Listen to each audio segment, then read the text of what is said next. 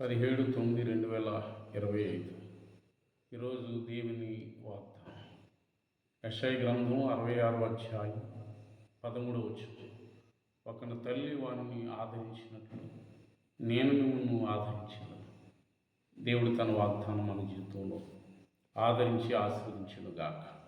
ప్రార్థన చేసుకుందాం. ప్రియులారా, పరిశుద్ధుడైన తండ్రి, నీకు వందనాలు. ఉదయ కాలపు నాయన వాగ్దానం చేత నాయన బాధలో ఉన్నవారిని, సమస్యలో ఉన్నవారిని, దుఃఖంలో ఉన్నవారిని ప్రభువా ఓదార్చి ఆదరించి ధైర్యపరచండి. వారి సమస్య నుంచి వారిని విడుదల దయచేయమని ప్రార్థన చేస్తాం. ఆర్థిక లోటులు తీర్చండి, ఆరోగ్యం దయచేయండి.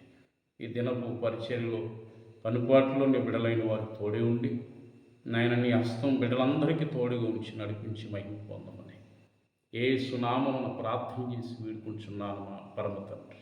ఆమేన్. My God bless you. దేవుడు మీ అందరిని దీవించును గాక. ఆమేన్.